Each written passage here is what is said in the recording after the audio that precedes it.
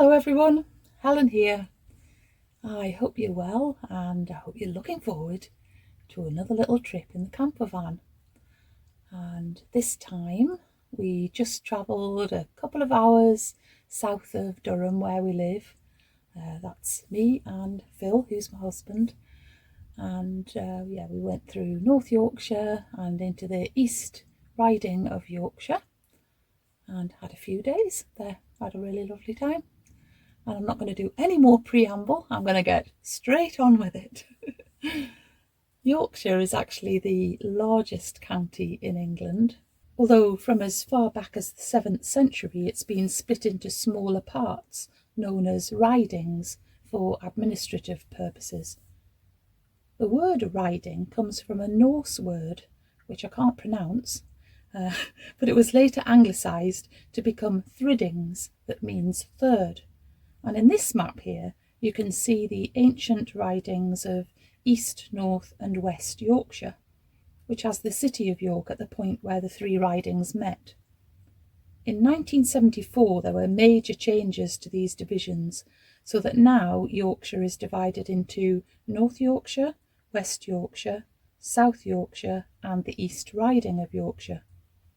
I'm not quite sure why the eastern area was the only one to retain the word riding. If you know, please let me know in the comments. We had a wonderful drive through the North York moors to begin our little adventure, with the bonus of bright sunshine to make everything look even more beautiful.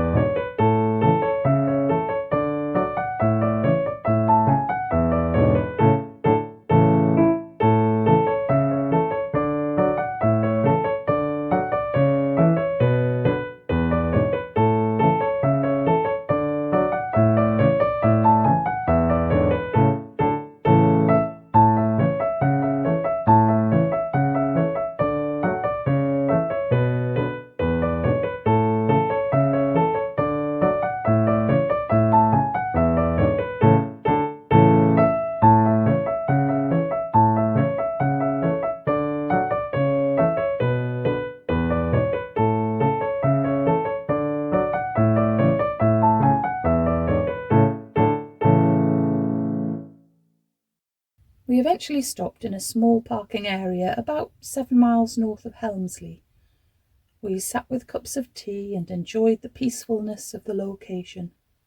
Phil read and I got on with some hand sewing.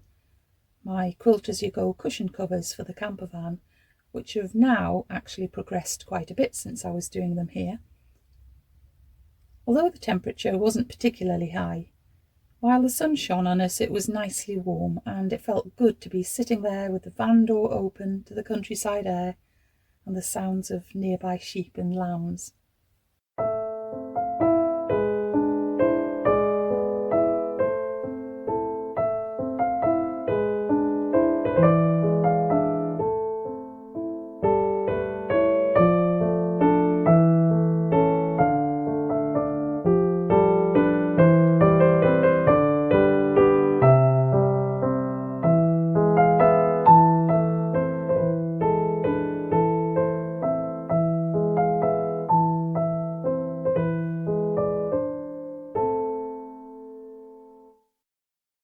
As we were parked near a small hill called Hawnby Hill, we thought we'd go off for a little walk.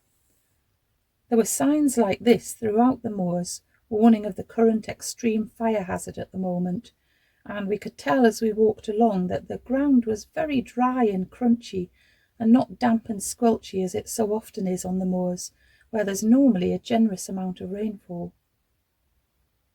Even climbing just a little way up, we started to see some lovely views of our surroundings. I wasn't feeling especially energetic because I'd been feeling slightly unwell for a couple of days, so I left Phil to carry on up Hawnby Hill, right to the trig point at the top and a little way along the ridge beyond. I was simply happy to be out in the fresh air, enjoying the panoramic views of this very attractive area of the country, and we chose to stay in that spot overnight.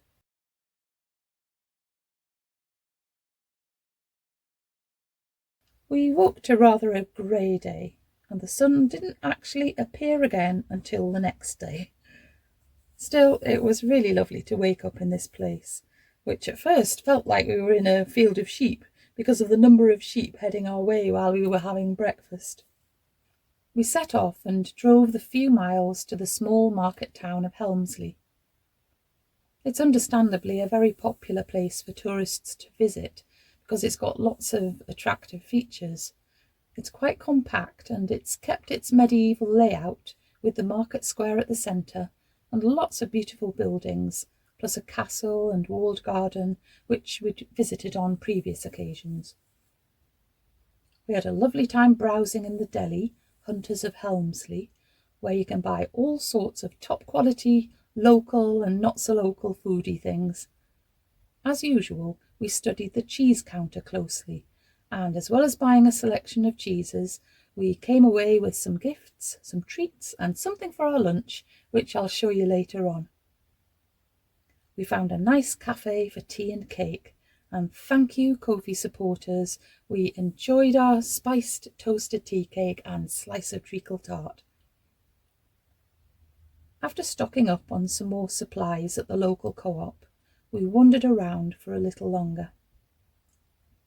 It was too hard to resist the sweet shop, although we managed to be fairly restrained in there, and the bookshop was excellent. I always like to check the range of craft books wherever I go, and I was really tempted by more than one of the books. But the car parking ticket was about to run out, so I didn't want to rush into buying something. Leaving Helmsley, we decided to revisit a place that we'd been to a few years ago in the pretty village of Hutton-le-Hole, a village that's comprised of a large number of 17th and 18th century houses that are still lived in today.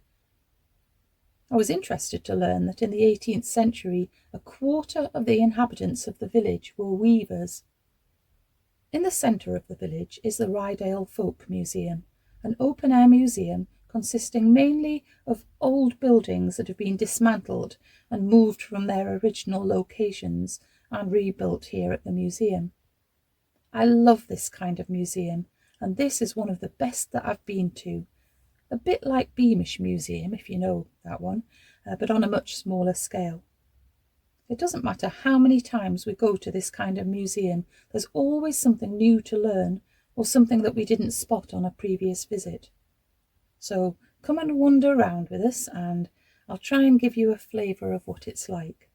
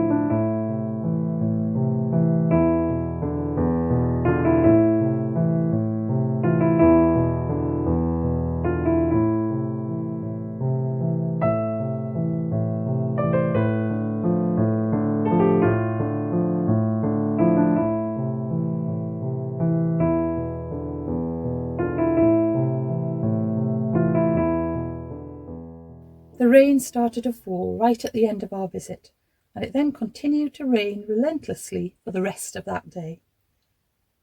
Phil wanted to stop off in the village of Thornton le Dale because he's a fan of the TV programme Bangers and Cash, about a vintage car dealer whose original sale room is in the village. It was all closed up due to it being Easter Monday, so Phil had to be content with peering in through the windows. We had a short stroll around the village in the pouring rain and followed along by the flowing water of the beck which runs through the middle of the village. There's a lovely park too, with many things showing that the villagers are trying to encourage care of the local wildlife. We headed eastwards and passed through Filey, past some of the very grand Victorian buildings on the seafront. Filey was the location for one of Butlin's holiday camps, built in 1939 and open until 1984. It's still a popular seaside resort today. We were soon driving through the East Riding of Yorkshire, and not far from Bridlington we found a place to stop for the night. It was really nice to wake up to a sunny day.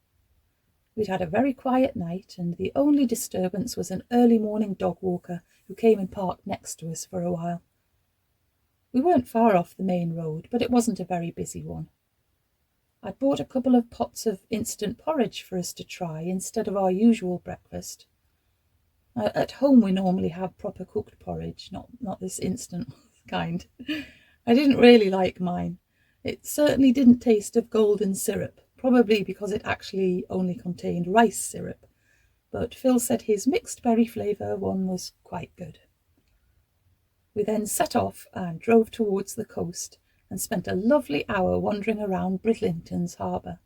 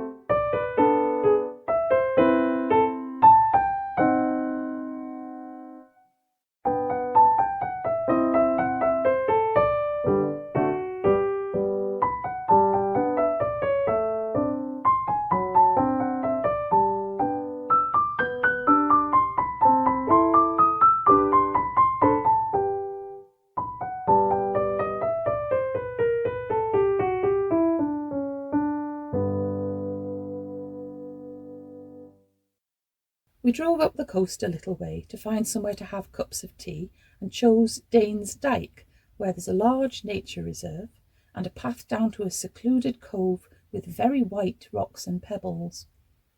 The dyke, a prehistoric earthen bank that's about 2.5 miles or 4 kilometres long, was built in Bronze Age times and originally would have been topped with a wooden palisade, presumably as some kind of defensive barrier. I had a very pleasant time in the sunshine, doing some more sewing.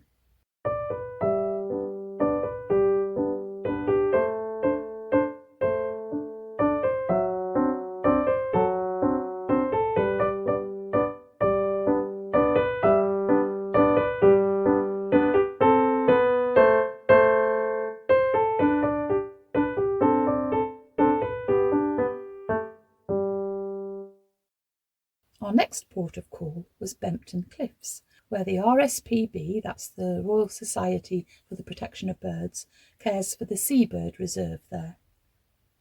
It didn't take long to get there, and we were feeling quite hungry by then, so once we'd parked, we got on with cooking our main meal of the day. We cooked some leeks and chicken pieces in the frying pan, then added a creamy peppercorn sauce, plus a packet of ready-cooked Mexican rice. We served that on a bed of carrots, which Phil decided was a good way to keep the carrots warmer for longer. They always seem to cool down really quickly in the van.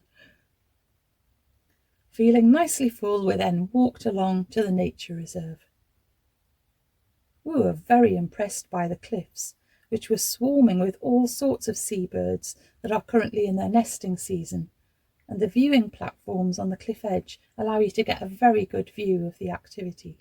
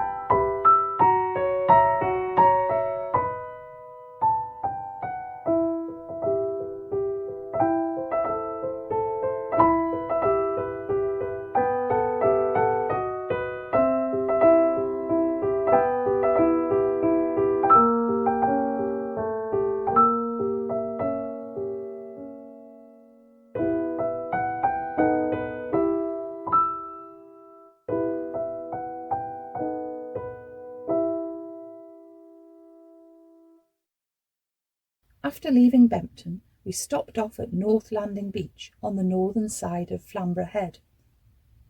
There was once a lifeboat stationed both here and at South Landing Beach, so that a lifeboat could always be launched whatever direction the wind was blowing in. Today there's only a lifeboat at South Landing Beach. There's a steep slope going down to the cove, and we definitely got some good exercise on the way back up. And it feels very sheltered down there. Here you can see an example of a boat called a Yorkshire coble, not dissimilar to the shape of Viking ships, with a broad bottom which allows them to be easily dragged ashore, and it's high at the bow and stern, which allows the boat to cut through choppy seas. These days the cobles are mainly used for lobster and crab fishing. The last place that we wanted to visit that day was Flamborough Head and the lighthouse there. On the way, we passed an intriguing building, which we later learned was called the Chalk Tower, and was built as a lighthouse in 1674, lit by a fire at the top of the tower, although apparently there's no evidence that a fire was ever lit there. At Flamborough Head, we took a look at the outside of the lighthouse. We were too late to be able to go inside. It's been there since 1806. It was just off this headland that the Battle of Flamborough Head was fought in 1779 between an American Continental Navy and the British Navy. Against all odds, the American Navy won the battle, mainly owing to the talent of their captain, Paul Jones.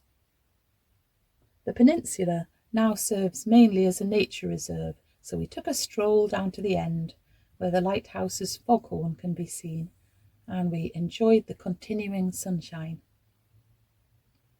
We then drove through the little village of Flamborough, heading inland a little way to find a place to stop for the night.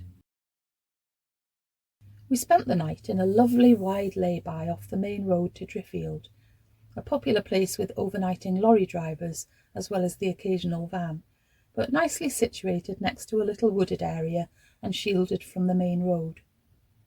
We set off in beautiful sunshine and soon arrived in the lovely town of Beverley, passing a very fine church as we drove into the centre. We were very impressed with Beverley. There were numerous displays of flowers throughout the town, and being April there were plenty of spring flowers to be seen, such as this fine display of tulips and primula. The town itself felt a little bit like York on a smaller scale, but much less crowded, with plenty of beautiful old buildings giving a hint to its rich history, which centred around a monastery to begin with, and was given permission to expand by King Athelstan in the late 10th century. On the day that we were there, the Wednesday market was taking place, and we had a nice time browsing the stalls, especially this one, where I actually bought a toy-sized garden bench. Though, looking at this video again, I wish I'd also bought the little bird bath with a toadstool shelter. Oh well, it's good to exercise self-control sometimes. We walked down a very pleasant street to get to the Minster. These streets leading up to the Minster have been here since as early as the 12th century, with names that give a clue to the town's past, such as Flemingate, referring to Flemish merchants who came here in the 12th century, and Londoners Street, where London merchants had their shops in the 17th century. The origins of Beverley Minster go back to the 8th century, when there was a monastery here, and the Bishop of York, John, was laid to rest here. Over the following centuries, after John achieved sainthood, many pilgrims came to visit St. John's shrine. The monastery church was gradually expanded, but in 1188 Beverley Minster was badly damaged by fire, and the following building programme lasted about 250 years, but resulted in a very uniform Gothic style. A building referred to a minster usually means that it's similar to a cathedral, but doesn't contain a cathedra or bishop's throne. Otherwise, in all aspects, it's just like a cathedral. However, York Minster is really a cathedral, but is still known as a minster because it just kept its Anglo-Saxon name. One of the unique features of Beverley Minster is the large number of carved statues of musicians, so let's go in and take a little look.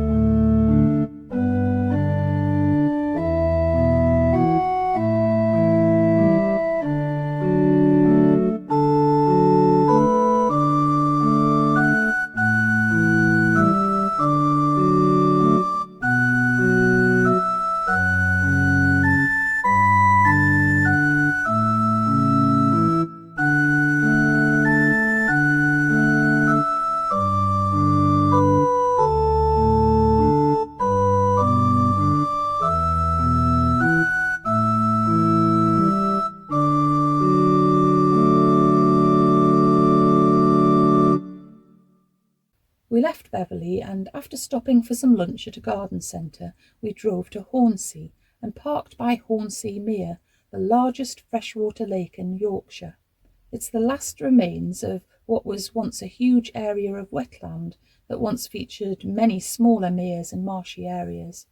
It's a haven for wildlife and has been named as a site of special scientific interest.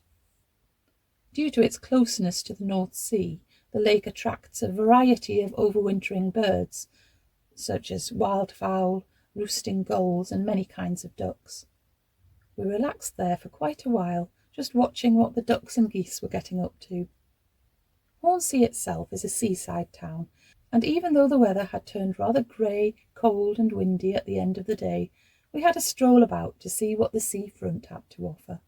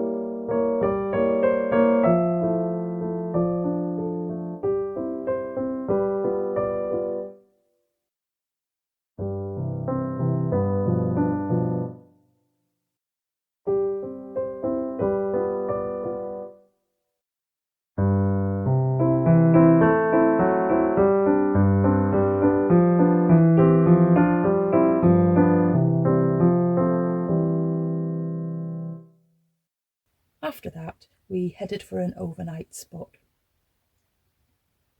Another quiet lay-by near a village called Catwick was our chosen place for the night, and we woke to another sunny day.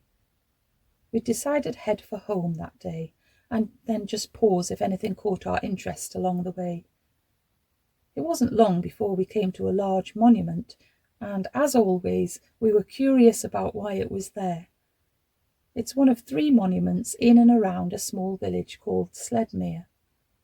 This first one was built in 1865 to commemorate a man called Sir Tatton Sykes, a remarkable landowner born in 1772 who lived in the local Sledmere house. He was an accomplished sheep breeder and also bred racing horses. On the monument it says that to tenants he was a liberal landlord, to the poor a kind and considerate friend. A little further on we arrived in the village of Sledmere, part of the estate owned by the Sykes family since 1748. The family's wealth was due to their success in the woolen industry, and their grand family home, Sledmere House, was built in 1751. The Sykes family still live here, and it's possible to visit the house, so perhaps we'll do that another time. Instead, we just went to take a look at the 2 monuments in the village. The Eleanor Cross, built in late Victorian times, later served as a war memorial, with various soldiers depicted in engraved bronze, wearing a variety of uniforms. They really were quite beautiful when you looked at them closely. The Wagoners' monument was also attractive, and very worthy of a close look. This monument was a thank you from the landowning Sykes family to all of the wagoners who'd gone off to war. Wagoners were essential in the war for transporting food and weapons to the battlefields. The carvings done by an Italian sculptor tell the story of the men, firstly working at home and then saying farewell to their families, and finally going off and making their contribution to the First World War. Soon we were back in North Yorkshire, where the landscape once again became hillier. Our lunch stop a bit further on was at Cawthorne Woods, and after a bite to eat, we walked a little way through the woods to see the site of a very large Roman army training camp. The earthen ramparts and gateways are quite well preserved, but there are no remains of stone buildings because Roman camps such as this one had no fixed internal structures. The soldiers were all accommodated in tents, and the place wasn't intended as a permanent barracks, but simply as a place to do some training whilst on their travels. And very soon we had to return to our travels towards home, across the North York moors.